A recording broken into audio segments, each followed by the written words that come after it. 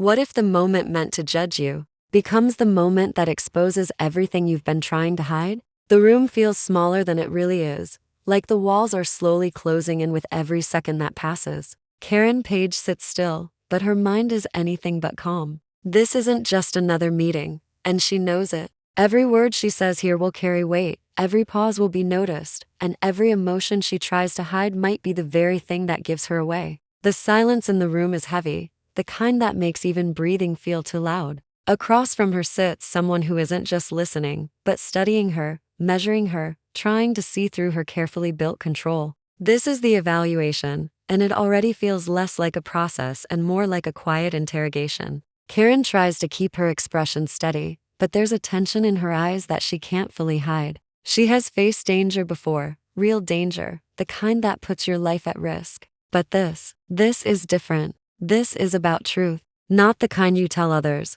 but the kind you keep buried deep inside, hoping it never comes out. And now, she's being asked to bring it forward, piece by piece, under a light that shows everything clearly. There's no running from it here, no distraction, no way to shift the focus. It's just her past, and the questions that are about to come. The evaluator doesn't rush. That's what makes it worse. There's a calmness in the way they sit, in the way they look at her, like they already know there's more beneath the surface. Karen can feel it, that quiet pressure building, pushing her to speak, to explain, to justify. But where does she even begin? With the choices she made? The mistakes she regrets? Or the things she's never said out loud to anyone? Each option feels dangerous in its own way. Each truth carries consequences. She straightens slightly, trying to hold on to some sense of control. Because if she loses that, even for a second, everything else might fall apart. This evaluation isn't just about proving something to someone else.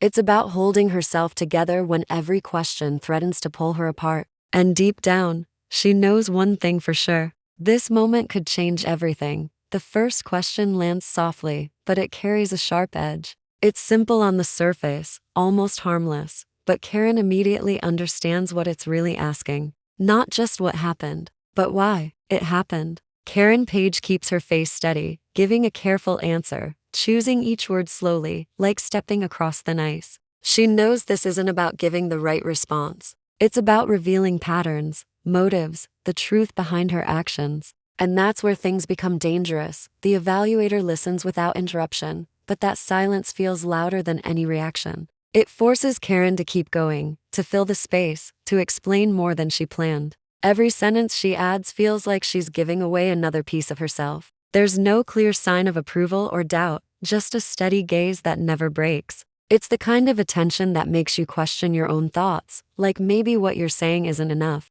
Or worse, maybe it's too much. Another question follows, this time more direct. It touches on a decision she made in the past, one that still lingers in her mind even when she tries to move forward. Karen feels it immediately, that shift inside her, the slight tightening in her chest. She answers again, but now there's a crack, small but real. Her voice may stay controlled, but her thoughts start racing. She remembers the moment clearly, the pressure, the fear, the choice that didn't leave her with a clean outcome. And now it's being brought back, placed right in front of her like something she has to defend. She tries to explain the situation, the context, the reasons behind what she did. And for a second, it almost sounds convincing, even to herself. But deep down, she knows it's not the full story. There are parts she's leaving out, details that would change how everything looks if they were said out loud. That's the real struggle here. Not just answering questions, but deciding how much truth she's willing to reveal. The evaluator leans slightly forward,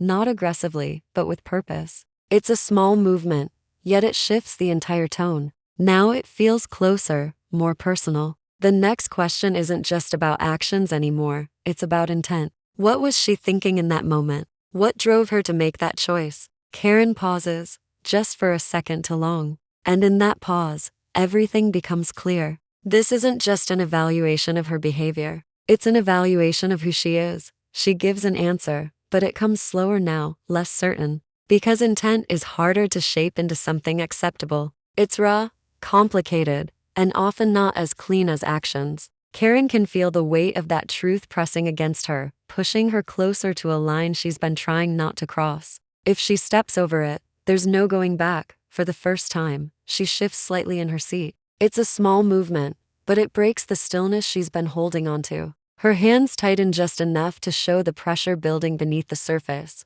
She's still composed, still answering, still trying to stay in control. But the cracks are there now, subtle, but growing, and the worst part is, she knows this is only the beginning.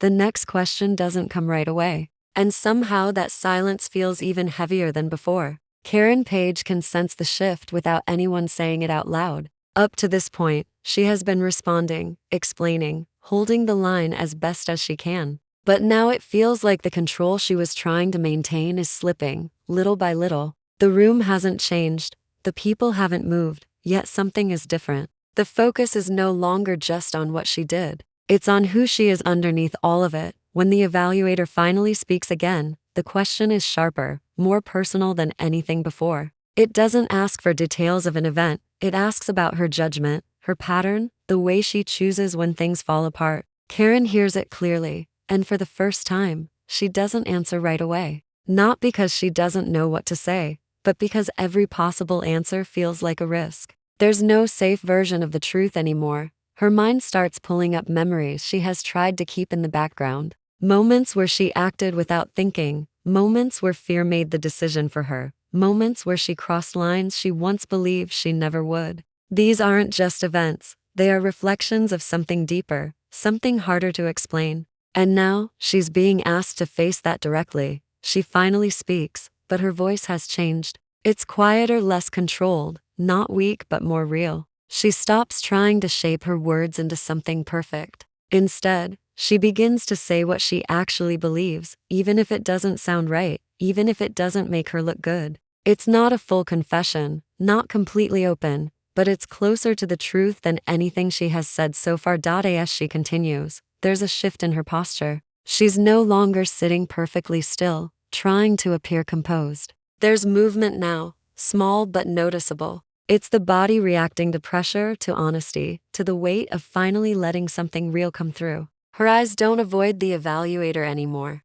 Instead, she holds that gaze, almost as if she's challenging the judgment, or maybe challenging herself. The evaluator listens the same way as before, calm and steady, but now that silence feels different. It's no longer just observation, it feels like understanding. And that makes it even harder for Karen to hide behind anything. Because when someone truly understands what you're saying, even the parts you don't fully say, there's nowhere left to retreat. Another question follows, but this time it feels like a turning point. It connects everything she has said so far, bringing it into one simple idea. If she were put in the same situation again, would she make a different choice? It sounds straightforward, but Karen knows it's not. This isn't about the past anymore. It's about her nature, her instincts, the part of her that acts before she can stop it. She takes a longer pause this time, and she doesn't try to hide it. Because this question cuts deeper than all the others. It forces her to admit something she's been avoiding, even to herself. Change sounds easy when you say it out loud,